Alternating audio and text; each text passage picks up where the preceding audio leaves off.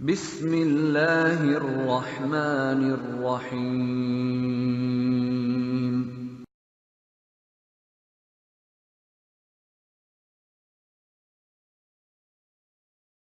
Tadi ada yang mau tanya, Ibu? Iya, katanya mau bertanya. Oke, ya.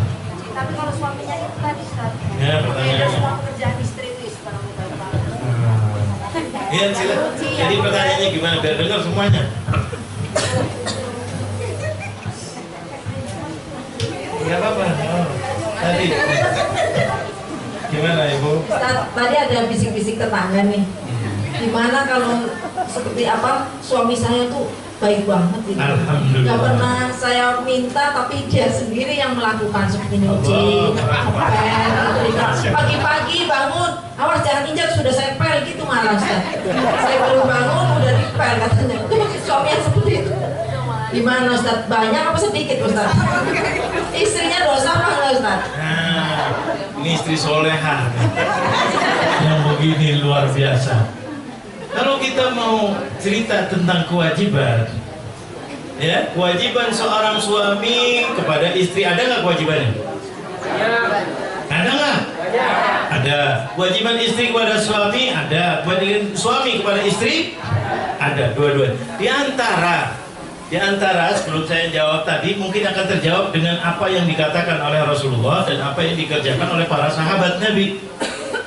Bahwa kewajibannya itu adalah orang suami itu memberi apa? Nafkah zahir dan batin. Batin nggak usah dibahas. Nafkah zahir. Zahir itu adalah apa? Memberi tempat, memberi pakaian, memberi makan. Betul apa betul? Ini pakaian diberi makan. Yang namanya makanan itu mesti mentah apa yang sudah masak? Yang sudah masak. Masak. Betul apa betul? Makanan, suruh beri makanan, bukan berikan sayuran. Makanan terdiri dari kalau kita nasi, sayur yang secukupnya. Betul apa betul? Matang.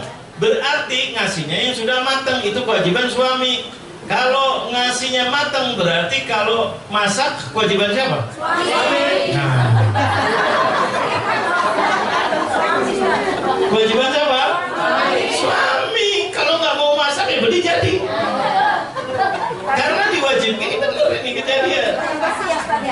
Baju juga udah bersih. Nanti dulu pakaian, kira-kira namanya pakaian itu yang udah jadi apa yang masih kain? Udah jadi. Berarti kalau perlu jahit, kecuali suaminya jahitin, makanya harus duitin lagi. Ketika kotor, kira-kira yang bersihin, yang wajibin siapa? Suami.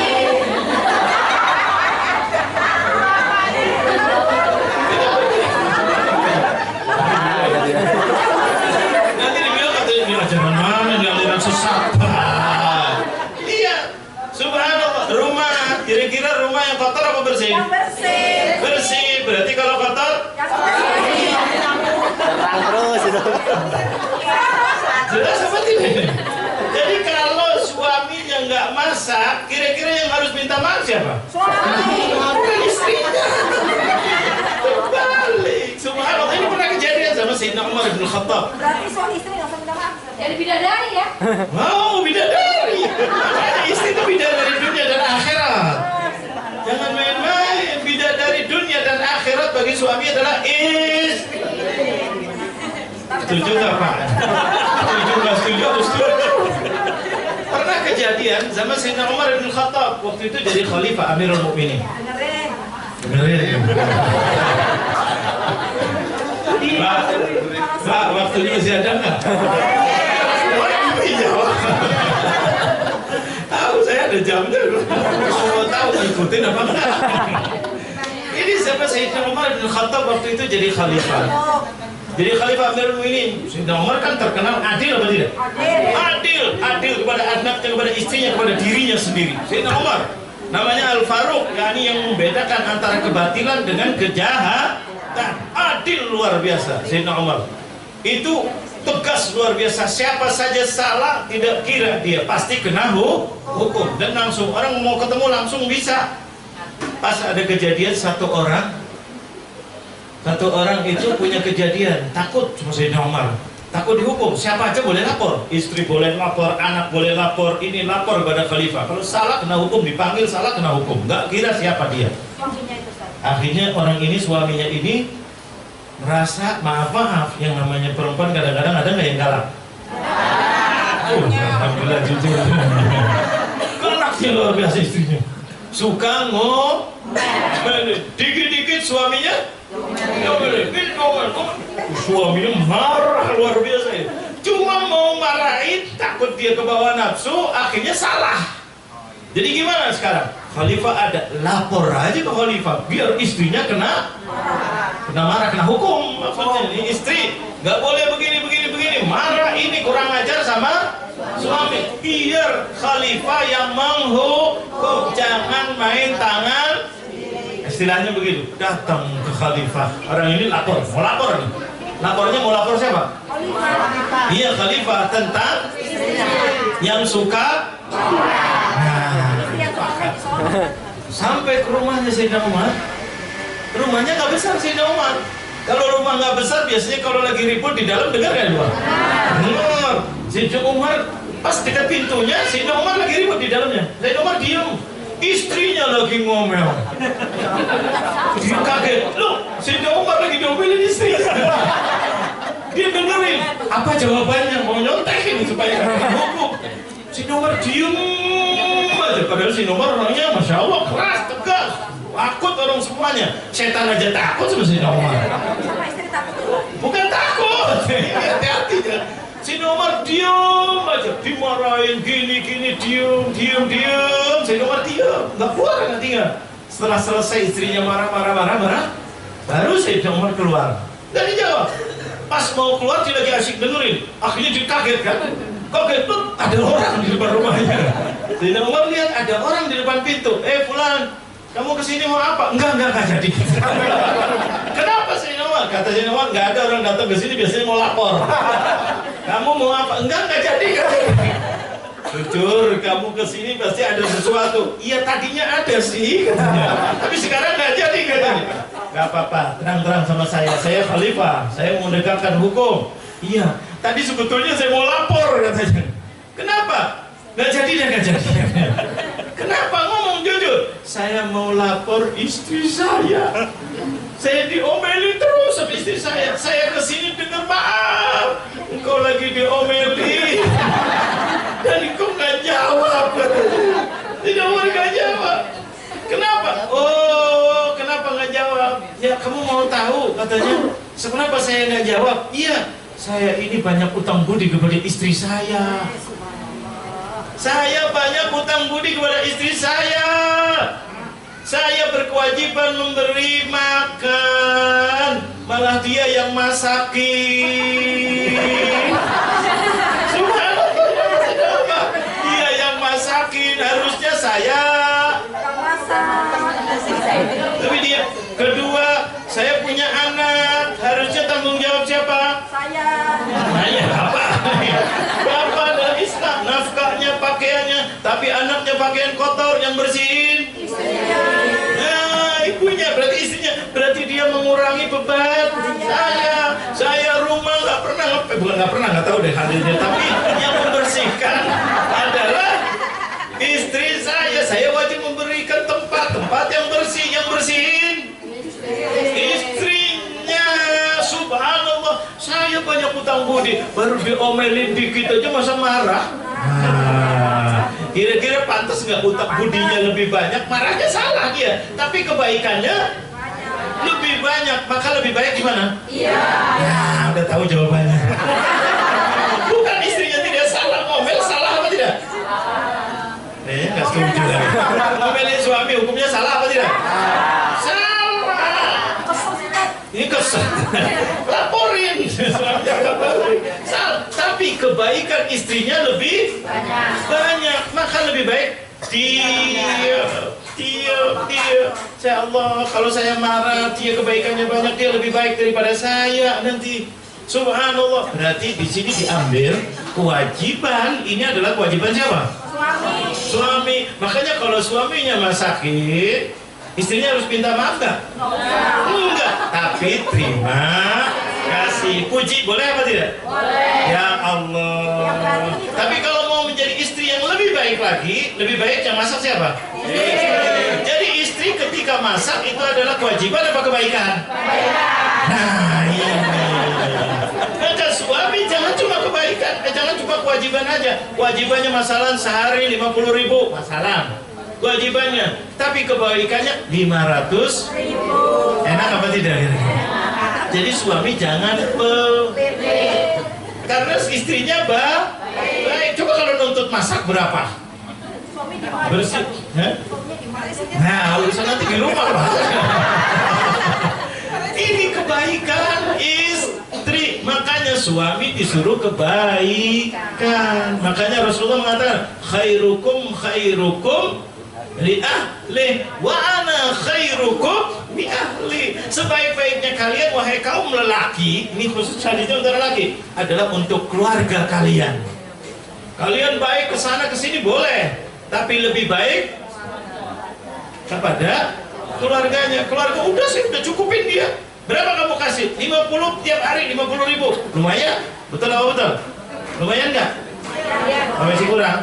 100.000 setiap hari? Masih kurang? 500.000? Kebanyakan.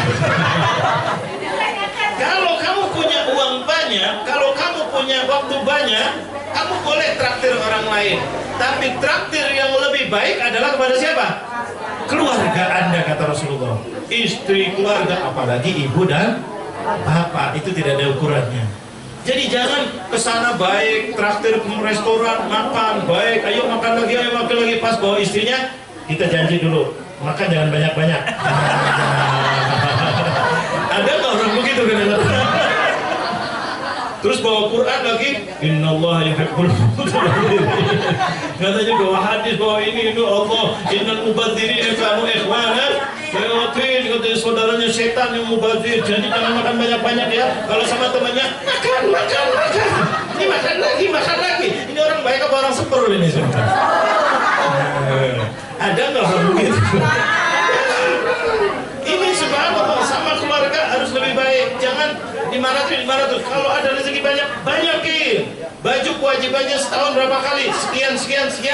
Ya enggak? Kalau ada rezeki banyakin. Kenapa? Kebaikan. Makanya dalam Islam apa? Kebaikan dibalas dengan kebaikan. Suaminya baik, istrinya mudah-mudahan lebih baik.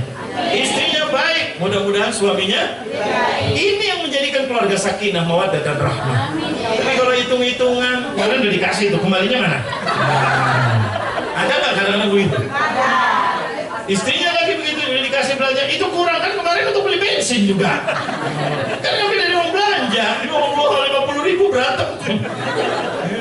Pinjam dulu, terus bayar. Itu kan kembali, udah ini. Masya Allah, kurang lebih suami istri. Malah kalau bisa saya yang mau bayar. Istrinya bilang saya yang mau bayar. Kata suami, jangan begitu. Saya duit banyak untuk siapa? Itu coba tidak kira-kira gitu. Ini agama loh, ini bukan saya promosi. Agama begini apa tidak kira-kira? Masuk akal nggak? Pak, masuk akal nggak? Kalau nggak syahadat lagi. Ini kan Rasulullah ajarin.